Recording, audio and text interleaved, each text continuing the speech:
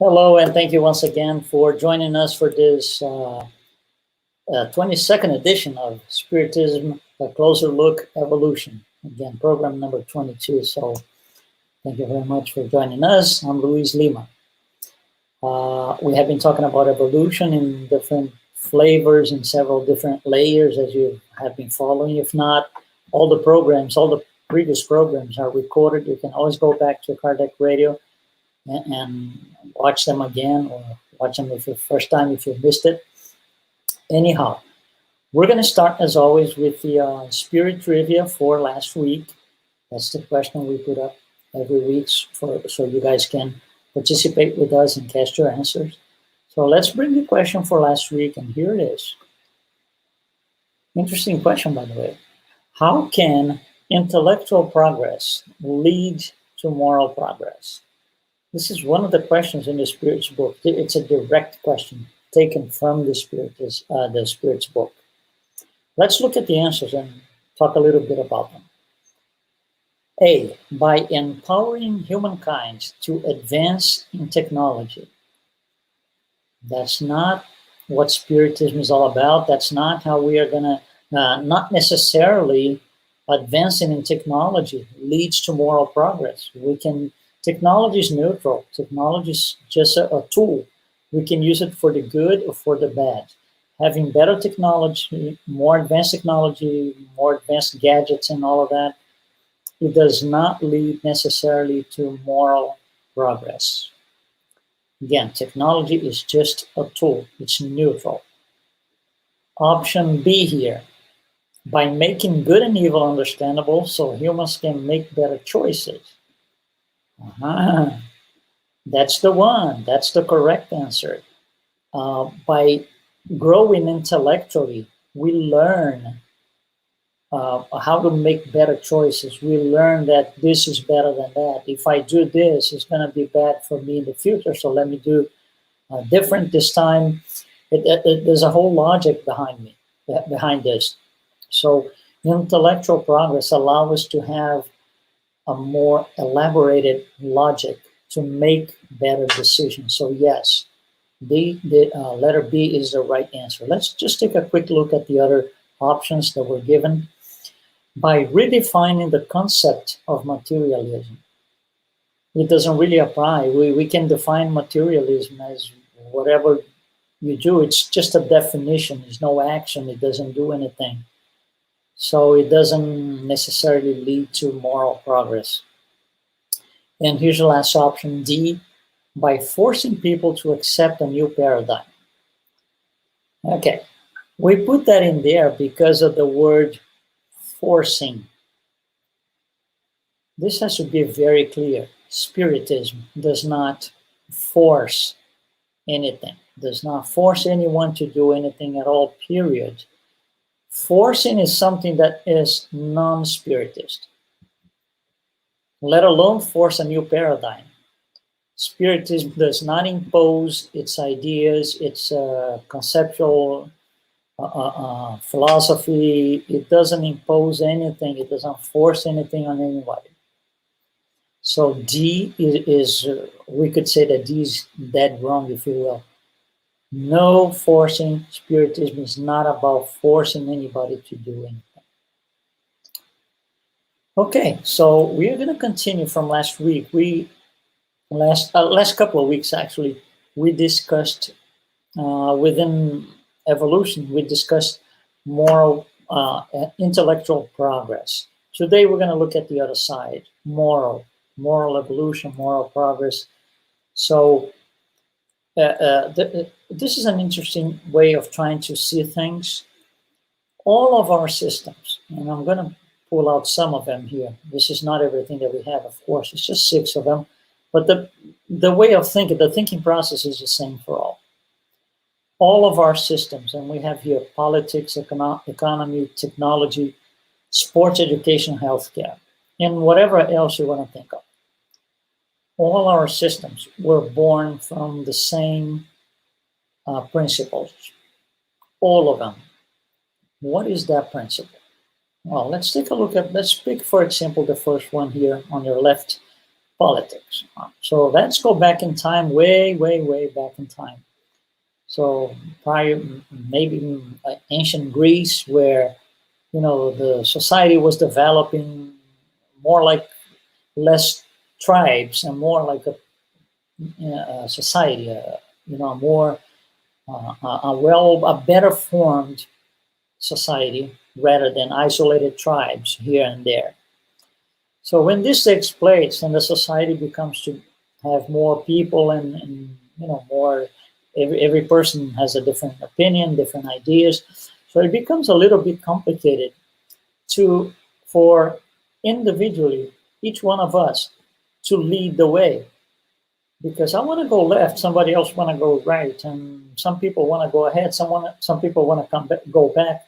So there are different avenues of thinking and willing to do things that will dismantle a society if we don't have it organized. So we need to combine this, get these people together so the society is alive and kicking all the time. How is that done? So in the old days, going back to ancient Greece and so, we decided that let's just put in numbers so it's easier to think. So let's say the society now has 1,000 people. So we are no longer several tribes, or we are 1,000 people living together. We're gonna have to be together, all of us. So if the thing is getting disorganized, and it will if we don't have any sort of control mechanism, then we have to elect some people and put them in charge of keeping things together so the society doesn't fall apart. So let's say that to control or to keep their eyes on 1,000 people, let's just say we need 10 people. 10 people will just get it done. So these 10 people have to be 10 people out of those 1,000, all right? So how are we going to choose these 10 people? What makes us choose A, not B? What makes us choose this guy, not that guy? This woman, not that woman? What makes it, what makes us decide? What made us decide in the early days was, I'm not going to select, or I'm not going to elect, using a modern word. So I'm not going to pick somebody that is, some sort of, I would say, has a criminal tendencies. He does things that are not right. He's a very aggressive. He does things that we don't consider good, right? We're not going to pick these people. We're going to pick the ones exactly the other way around. Those interested in doing good things, talking to people about being better people, having great ideas to keep the society together, to keep the bond among all of us together, and the society flows, nice and easy. That's how politics starts. So we elect people that have good moral standards. So politics, okay, is based on moral standards. Those elected are the ones who have better morals. I'm not saying that's the case today. We're not talking about today. We are talking about the basics of politics in general, everywhere. Economy, it's about the same thing. It's not too much of a difference here, because economy starts with, in the old days, the cavemen trading little things with, little stones and little pieces of wood. They would represent certain benefits and some gains, to a point where this is getting disorganized. We need to get this thing more in shape. We need to shape this ability of trading things. So it is, first of all, easier to keep doing this, and have the thing more consistent. So how are we going to do this? Well, why are we going to do this? This is in benefit for everybody. It's a win-win. We're going to do this because everybody then uses the same reference called currency, right? and everybody can look at the currency and see this is worth this much, this is worth that much. Okay, it makes sense that this thing requires more effort to acquire and purchase than that one. That's economy, also based on moral standards. So everybody has the same opportunity, everybody can do the same thing, and everybody understands everybody.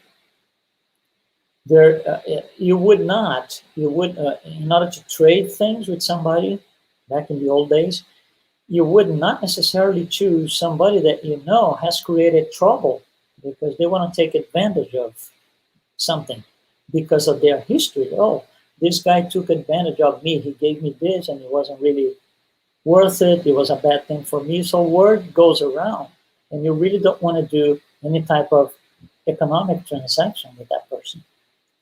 And that's how it goes. It's based on moral standards. Here's another one, technology. Same thing. Technology, if you look at the greatest, one of possibly the greatest advance of all, which the greatest, I'm not going to say advanced because it's hard to tell which one, but there's one of them close to our time, which is one of these dividers, before and after. It's called internet. The internet goes public in 1992, but it didn't start in 1992. It started in the 60s. And what was the idea behind it? Well, very nice, very nice. We have a university somewhere working on some, doing some work and research on a certain subject.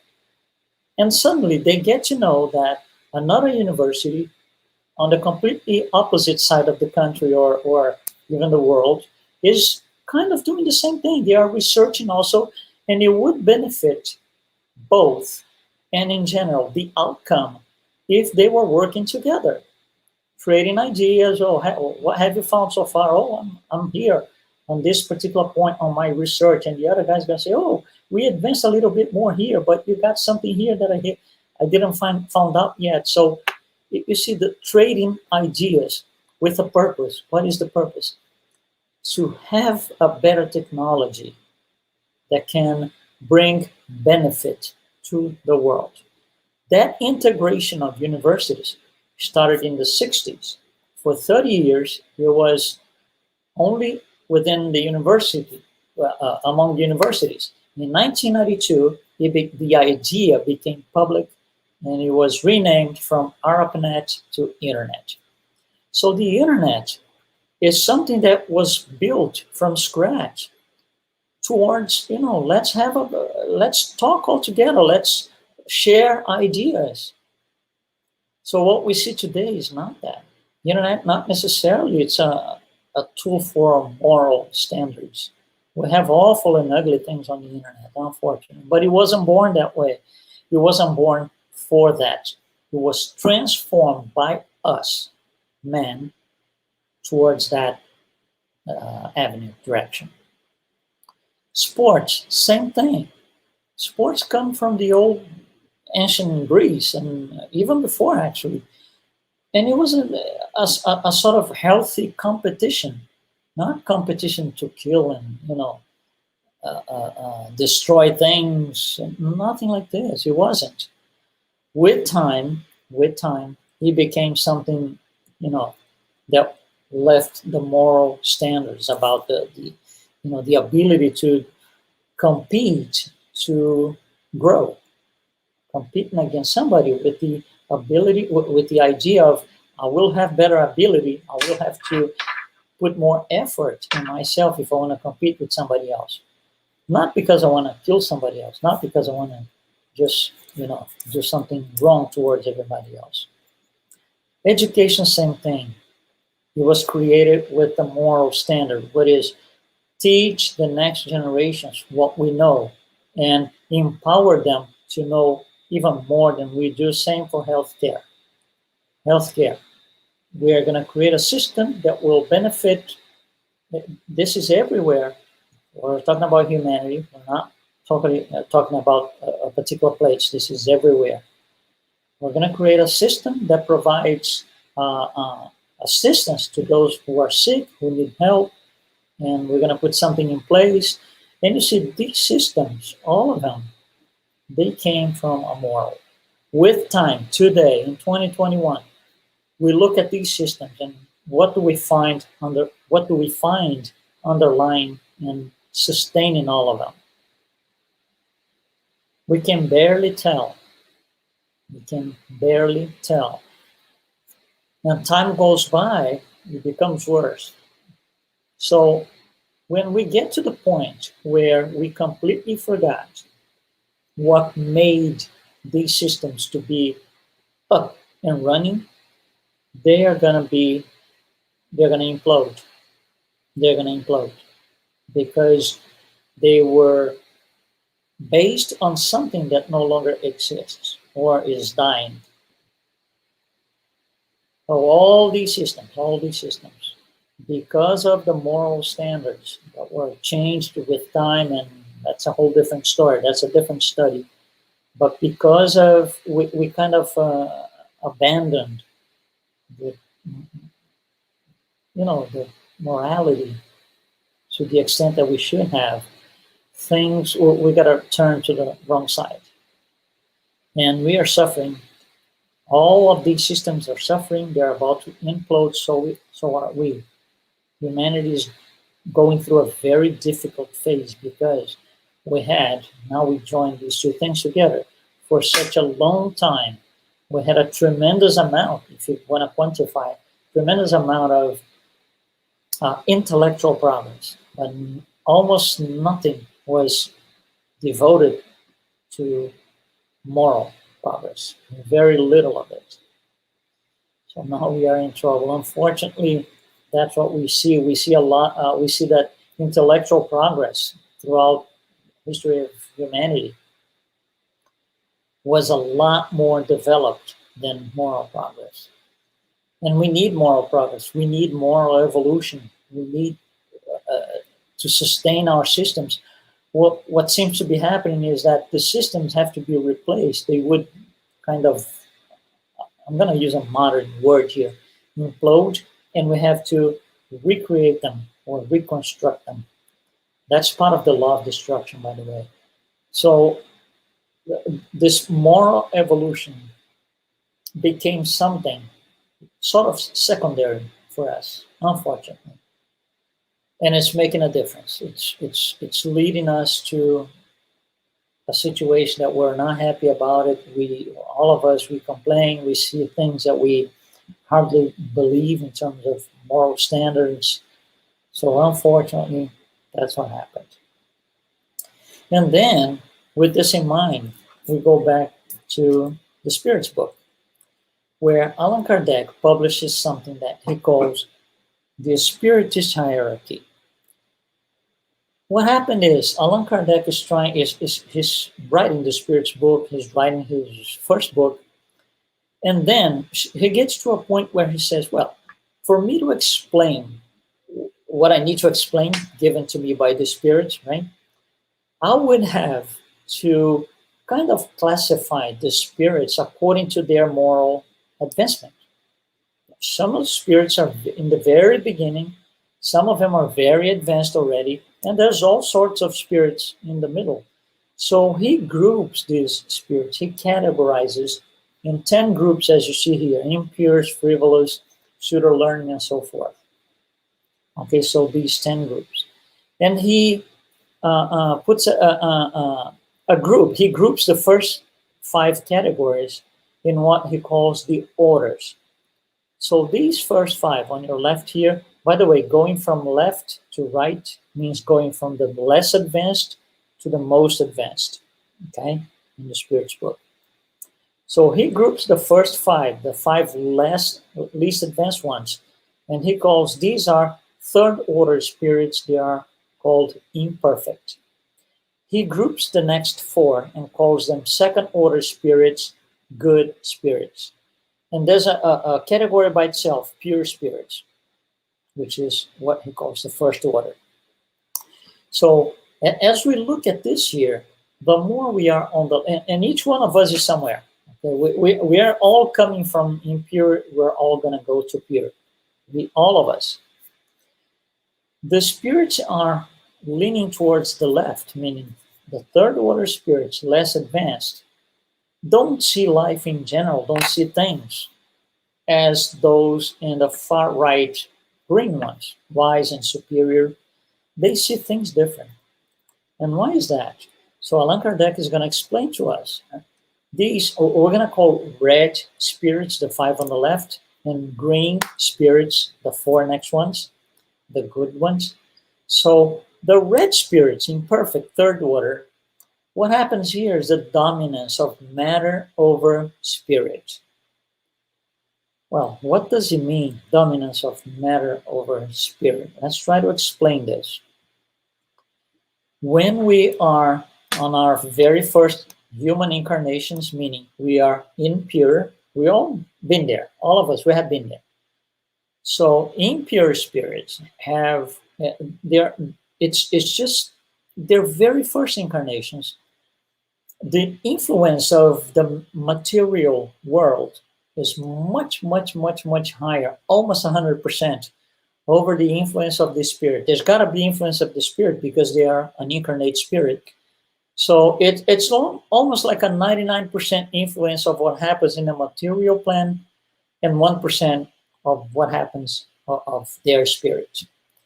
As they go along and they become more advanced, they're going to migrate, they're going to walk, if you will, on your graphic from left to right.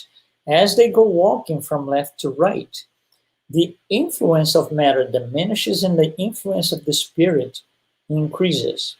So it decreases how much they're influenced by matter, by the material things, and increases how much they are influenced by spiritual things. To the point where after they are these called superior spirits, they no longer have to incarnate to advance. They have perfected themselves. That's what Allan Kardec calls pure spirits. So pure spirits are those who have gone all the way from impure on the left to the far right. They've done everything. They've lived and experienced all the possibilities.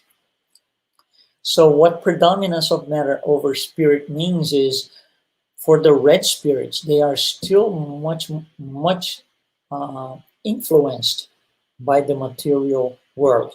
We are third order spirits. We are imperfect spirits living in an orb that is compatible with third world spirits. Trials and expiations, earth is one of them. Now, if you look at the other ones, the green ones, the predominance is the spirit over matter. They have advanced to a point where what happens in the material world no longer determines how they live, which is not the case for us. Here's a simple example. You might be watching television, okay? Just watching television, nothing really important, and some sort of advertisement comes over for something you don't really need, but you're watching TV, so the commercial comes on and you look at it. And what happens is this commercial becomes massive. It will be on every single commercial break, sometimes more than one time within the same commercial break, a massive, I would say, presence within your house, within your home, because you're home watching TV. And suddenly you might start thinking, well, it would be a good idea if I had this little thing that they are advertising. So you see, you didn't need it. There's absolutely no need for it. You never thought about it, but you are being influenced by what is happening in a material plane. That is what we call, the spirits call, influenced by matter. Different than influenced by spirit. Those who are more advanced, they will. What happens in a material plane does not dictate how they live. Not for us. Okay, another interesting difference here is third order spirits, imperfect spirits, have an inclination towards evil. So it's like evil. It's the standard. So it shouldn't be, by the way, of course. But there is this strong inclination for evil things. Okay? Also, about God, Red spirits have a brief, a slight intuition of what God is, but do not comprehend. They cannot comprehend really what God is. So this is little, oh, God, yeah, yeah, yeah. But it's not something strong as it should. It will be when we get from away from red into the green ones. For the green ones, instead of inclination towards evil, it's the other way around. They desire to do good all the time, 100% of the time. That's the first thing in mind, is always doing something good. So that establishes these words here that I'm putting for you on the screen. They establish the difference between third order spirits and second order spirits. First order spirits are no longer under the influence of what happens in the material plane because they do not incarnate unless they are here due to a mission that they want to accomplish. They do not need to reincarnate, but they can if they want to carry out a mission. They bring this absolutely moral and intellectual superiority that no other has, none of the other 9 categories have. It's only them. They have perfected themselves. So when we look at this categorization, this classification of the spirits according to their moral advancement, a lot of things become clear. For the same fact, for the same event, red spirits look at it one way because mostly they are looking at evil things. Green spirits will look at the same thing with good eyes. It's like the whole story, the half glass, right? You look at the bottom half and I look at the top half. It's more or less the same thing. So good spirits will never look at things as evil. They will look at things different. Red spirit usually look at things as bad, evil, not really good, because that's what the level of advancement they are in. I really encourage you to read a little bit more about the categorization of spirits. This is in the Spirits book. It starts on question 100, where Allan Kardec is going to explain a little bit of what I explained. And then there's a sequence of 10, they're not really questions, but 10 items. Each item covers one of these 10 categories that you see here. It's really interesting, and I really encourage you to take a look at this. Okay, take the time, take a look at this. It is worth it. Okay, so we're coming to the end of our program today. We are going to be off next week. So I will be back here in 2 weeks, and I'll see you. And you have a great day and be well. Thank you so much.